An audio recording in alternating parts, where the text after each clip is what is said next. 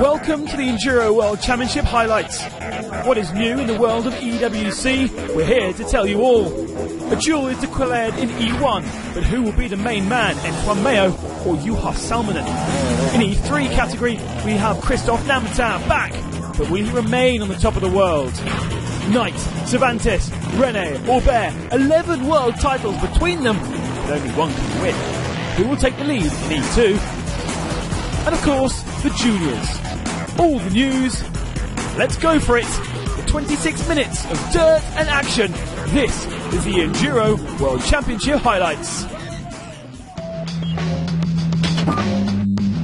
The first round of the World Championship is in Chile, Talca.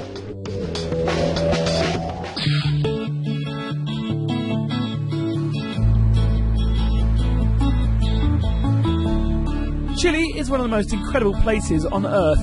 Its geography, its people, its culture. 3 hours by car from the capital Santiago, Talca is a city of 200,000 inhabitants. It's also been rebuilt twice, in 1928 and more recently in 2010 because of frequent earthquakes that shake the ground and also shook the championship last year. This is the location for some of the best wines produced in the whole of Southern America.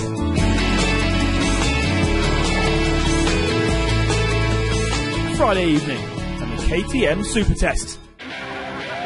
More than 6,000 passionate fans came to regional gymnasium of Talca to see the great show offered by the 124 riders of EWC. You're so powerful.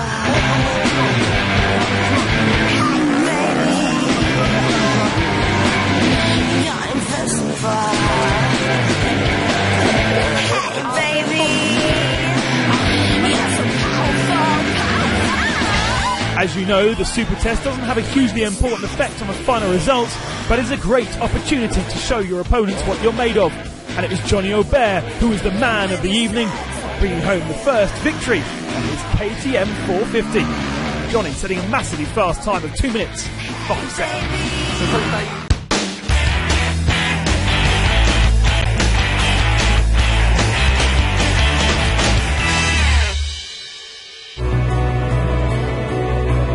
Among the categories, the one that is going to be the most competitive will surely be E2. Pella, the reigning champion, is back, but with some determined ambitions. After I had the title in 2012, my goal to be champion again in 2013 is real. I know it won't be easy, I have trained for this, and I really think I'm ready too. Pella knows that the fight will be very tough, with great riders such as Johnny Aubert and Cervantes, who will be back with the KTM brand. David Knight will be up for the fight with his brand new Honda after a strong Super Enduro season in the winter. And Alex Salvini could also be a contender. E3 class will also be very close. Every rider has prepared in his own way and everyone fears each other. But the early season confidence is there for some, but not all. The last year Nambutin is gonna be really fast, Leok will be fast, difficult guys to beat, but yeah, also some new guys like Louis Correa, Fabian Planet, and yeah, Tarek Yala is there also, and yeah, it will be tough for sure, but I think I'm ready. I've been training good and feel good, so yeah. The reigning champion doesn't share the same confidence, but as we know, Christophe Namata will surely be up for the fight. I've been training well, but I just had a small crash at the end of my preparation, and it stopped me for about 2 or 3 weeks just before coming here. I feel good, and I hope that I will be at 100% this weekend. In Enduro 1, the 2012 champion Antoine Mayo remains as one of the favourites to be crowned again, but to be the fastest will not be enough. This year we are back for a new season. I have a new bike with a new engine and a new chassis, so I haven't been able to race or train with it. I have a little bit of doubt about it, but I think everything should go well. Siesta should be really fast during the South American tour, as will Cristobal Guerrero. But the main opponent for Mayo will be Juha Salminen, who is back in E1. The 8-time world champion believes this is the category to be in this season. In the junior category, it'll be interesting to follow who will be the one amongst those young guns. Will 2003 be for Italians, with the boys like Jonathan Manzi or Youth Cup champion Giacomo Redondi? Hopes, however, could be shattered by the rising star Matthew Phillips.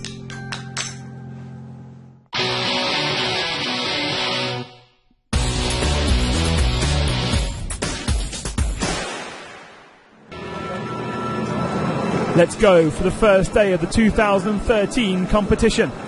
Saturday will be the first round, Sunday the second. It means that there's an opportunity to score big points if possible for those who are fast out of the blocks. The weather, a beautiful sunny day.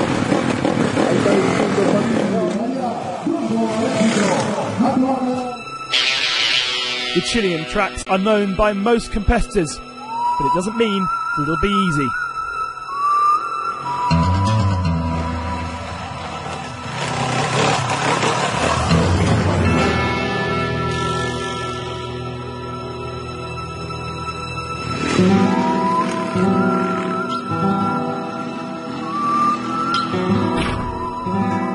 The programme is 3 laps of 58 kilometres. The riders will spend about 6.5 hours on their bikes.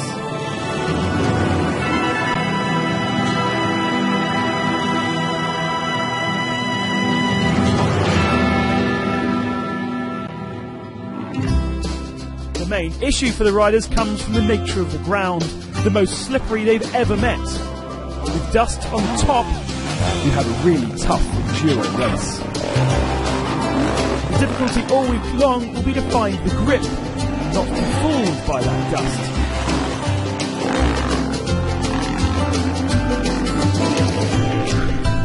A typical day of EWC is divided into 3 different kinds of stages: the cross test, the speed, the enduro test for improvisation, and the extreme test, which is by far the most technical.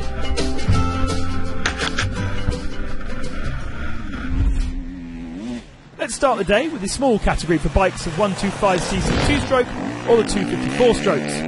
Thomas Aldrati is one of the fastest riders in this category, but unfortunately he had some major difficulties in the 3rd stages, but only managed to finish in 9th position on day 1. Cristobal Guerrero was suffering from a shoulder injury and riding in pain all day. He could only finish 8th, ahead of Aldrati. Nicolas de Pourvois is in the top 5. Really relaxed in the cross test, the Frenchman managed to improve his position throughout the afternoon, and the Yamaha rider starts the season with a good result.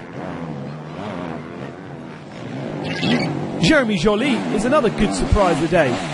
In one of the enduro tests, he crashes, losing 13 seconds, but he would fight with Siesla until the end. And indeed, it would be the Finn who took the final podium position. He certainly does not want a repeat of 2012, where he did not have a good start to the championship and therefore never caught up. 3rd was spot on. Juha Salminen knows that he needs another championship win by the end of this year. With Anton Mayo making few mistakes at the start of the day, Juha managed to maintain the grip all day long. In the cross test, Salminen had an issue with the Husqvarna and therefore had to give up his win.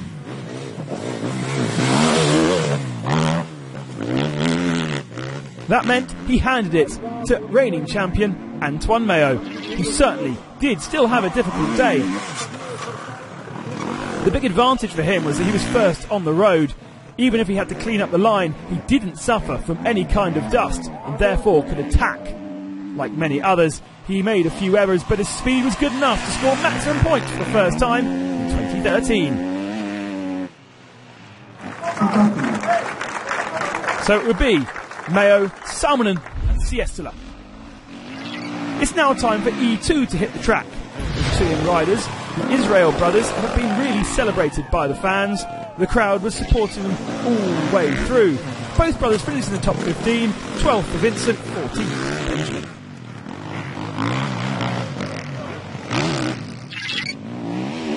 In the top 5, the big boys of the category were all where they were expected to be. P5 was David Knight aboard his Honda. He looks much more comfortable on the bike than his disastrous 2012 campaign. With a bit more experience and adjustments, perhaps we get the old Knighter back, and back on the podium. Cervantes is back with KTM, and his confidence was at peak as well. But the Spanish rider had to fight with a very strong Alex Salvini and eventually lost out, finishing in 4th position. It was Salvini who prevented Cervantes from mounting the podium, proving that maybe 2013 could be the year for the Italian. He wasn't a trouble-free run in the morning. He stalled in the Enduro test, but was fastest in the final extreme test to take 3rd. This man is in really good shape. Johnny Aubert admits that his winter preparation has been really optimised and his body is paying him back right now. In the fight for the lead all day long, Aubert only struggled in the last Enduro test and extreme test, but this is far better than 12 months ago. E2 to end the day. The 2012 E2 World Champion had a hard morning. First, needing to close the gap from a very slow run in the Super Test on the Friday night. After that, he had Aubert swapping wins with him throughout the day. But he managed to lead round 1 and in the end won the race by just 4 seconds. Huskeberg's first rider in E2 to take victory. From the first stage I saw that I was fast, and that gave me a lot of confidence. Johnny was in the lead and I was getting closer than he was, pushing a little bit. In the end I won after a great fight and I'm very, very happy about that. So Pele picking up from where he left off last year. The big bikes are now at work. Luis Correa is P5 of day 1. Such a great result to start the season. Luis proves that he maybe can want to be the big surprises of 2013. He had to fight with Marcus Kerr for that 5th position, however.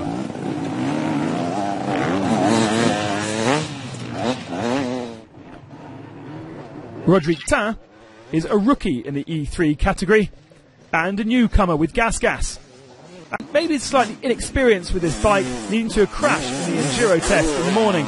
But feeling confident, Rodrigue will be faster in the afternoon and the next day. He was P4, Elgar Lioc was P3.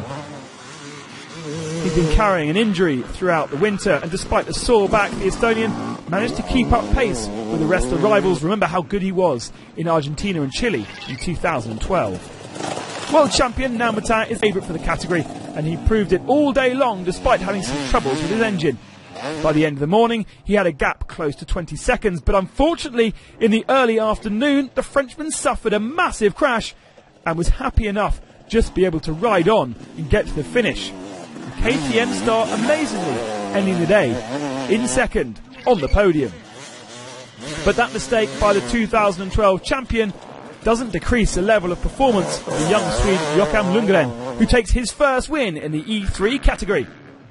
With the right pace all day long, Lundgren managed to avoid all the tricks of the Chilean tracks to be another Huskeberg winner by just 5 seconds. Yeah, I'm very, very happy. It feels unreal because it was many years ago since I win a race. It was the last time in Sweden, in Östersund, in the snow, so yeah, it feels so good, the start of the season, and to beat Nambutin is so nice.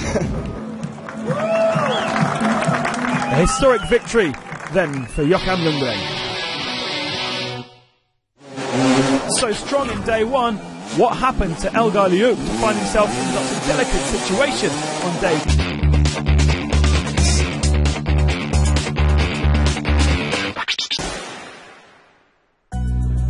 The Sherco team had some bad news when they arrived in Talca.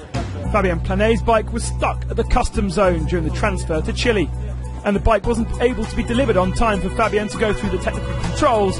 He was able to take the start, but with a massive time penalty. Therefore, starting on Saturday with more than a minute and a half of delay, Planet finished the day in honourable 12th position. Without the penalty, he would have been 5th.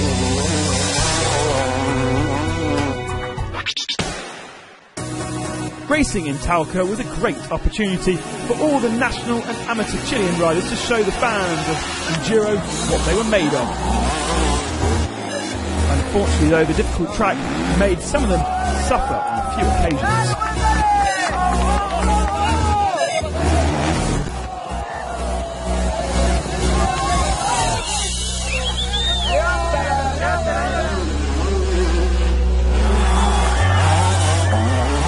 In the Youth Cup, Benjamin Herrera dominated all weekend long, winning both days, and naturally he now leads the championship. Sí, estoy muy contento. I'm very, very happy.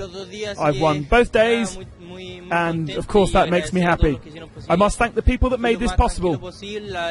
I tried to keep cool, the track was very hard, and it was so easy to make a mistake. But I'm happy that I've done the best time and everything worked.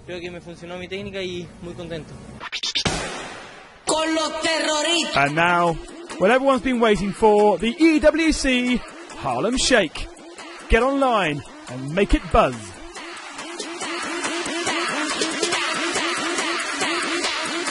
The Harlem Shake.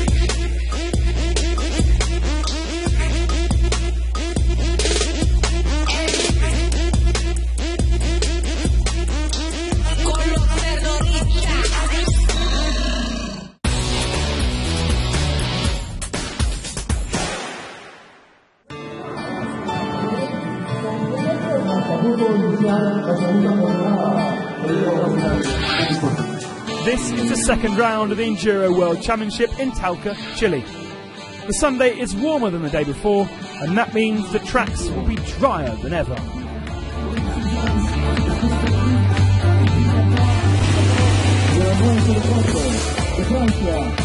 Driving through the streets of Talca on an Enduro bike is a privilege offered to the riders. It's a great and warm atmosphere at the start of the day. Chilean fans love it.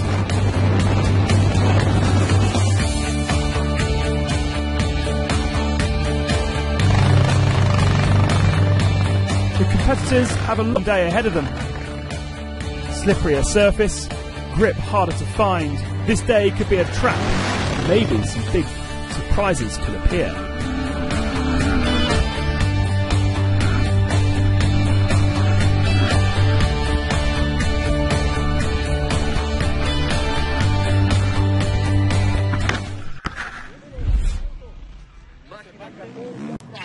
Guerrero's soreness in the collarbone is still hard for him to bear. The Spanish rider did what he could to keep the pace with the best riders, but in the end, the KTM star did have to retire. Juha Salminen was also in trouble. The Finn really struggling to find grip, and he made some really costly errors in the last Enduro test to end the day just 5th overall. Immediately in a good rhythm on the second day, Matti Siesla had to fight hard to keep his goal possible, being competitive from the start of the year. A crash on the 7th special meant a finish in 4th position was all that he could manage. Only 7th on day 1, Eero Remes pushed all day long and tried to be very consistent to reach the podium. The mistakes made by Salminen and Siesla were a great help for him, and he did grab that 3rd spot. Thomas Aldrati, the Husseberg factory rider, had been in danger all day. A very strong performance and a win in the Enduro test. He managed to break up into the top 5 after a quiet day on day 1. E1 is sure to be tight this year. Beating him, Antoine Mayo, the boss of the E1 category. When his opponents put a knee on the ground, Antoine flies over all the major difficulties. The gap he had on Aldrati was enough for him to score the perfect weekend. I'm really happy. It's a good deal for the championship. Aldrati and Remes finished behind me, so I have gained lots of points on Juha. Mayo, a perfect 40, ahead of Salminen and Siesla, sharing 2nd and 3rd, Aldrati and Remes in 5th position. After a few adjustments on the bike, David Knight was in really good shape in the extreme test with the 2 best times. But on other specials, he was let down, and he could only manage 5th on this second day. The 2012 champion Pele crashed in the first stage of the day, and a win in the second cross test was not enough for the Huskeberg boy to repeat his success from Saturday. P4 was all he could manage. 2013 is said to be his last season, and Aubert is more motivated than ever. Like Rene, he did crash early on stage 1 and had to fight that deficit all the way through the day, but he managed to pick up P3, beaten by Ivan Cervantes. He returned, of course, to the KTM factory team and loving it, loving the handling of the bike, the goal to leave Chile with the maximum amount of points possible, and that's exactly what he's done. He's going to be very dangerous come Argentina. But there's no better way to finish a weekend than with a win, a first time for Enduro 2. This is what Salvini did. With a great rhythm from the start of the day, the Italian was very pleased with his new package. Very fast in the Enduro test, he dominated, and the smile on his face is real. I'm very happy. The first victory in E2, the first victory in Enduro. Today was a hard day, a sprint for the first to the last special. I was quick, I just made a mistake that lost me maybe 15 seconds, but I could push on that last lap to get this first win. Yesterday I was fast but made too many mistakes. This is a good start to the championship. Yes it is, we have a new star on the top of the podium, and on the top of the general standings, 2 points ahead of Pele, Johnny Aubert in third, Cervantes and Knight, Mena, Guerrero, Santolino. The place is full of very competitive riders. Elgar Liuk had a very bad day, tired and suffering in the last Enduro test. He finished a hugely disappointing 11th place. Pressure on his shoulders to try and chase down the leaders. Argentina is going to be important for him, especially as he rode so well last year. The 2012 E1 runner-up adapted well to the E3 category. Rodrigue Tin is a rider of experience, and he said he would push for this last day. Finishing in the top 3 proves that he could be someone to follow in 2013. Winner of the first day, the Husseberg factory rider, is definitely one of the major favourites for the crown this season. Lundgren had good preparation in Spain, and it helped him a lot. And this Chilean round has meant that the second position has put him co-leader in the championship challenge. Without a crash, Christoph Namatau is back to his old habits. His injury in the winter had disturbed his preparation, and perhaps Namatau is not the dominator that he was in 2012. But a win today with many reasons to be cheerful. Christoph will have to raise his game though. Joachim a très bien roulé, il a été Joachim rode really well, and he's been very fast. He's been very consistent all day, and I personally had 2 very bad stages that penalised me a lot. I had to fight to the end to get this first victory. But he did. Namatau on the top step of the podium, and on the top step of the standings alongside Lundgren, 37 each. Tin already dropping 9 points to those 2. It's going to be between those for the championship. In the junior class, this is the end of an era.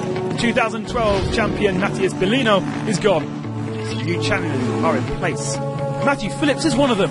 Official rider for the Husqvarna team, the Australian had a really good start to the season. 5th on day 1 and P3 on day 2. Many riders performed well though. Robert Kvarnström, Mario Roma and Lorik Lorry, but none of them were able to reach the level of this man, Giacomo Redondi, a double victor.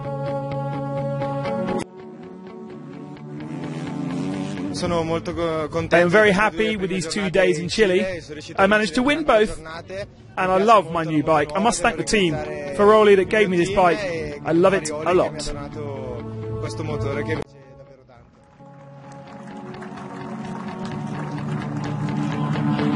After a very interesting first round in Chile, the South American Tour will continue with a stop in San Juan, Argentina in just 7 days' time. Will Mayo still lead E1? E2 will a favourite arise amongst the challengers, and will Namatau take advantage over Lundgren? We'll see you very soon for the second round of the Enduro World Championship 2013.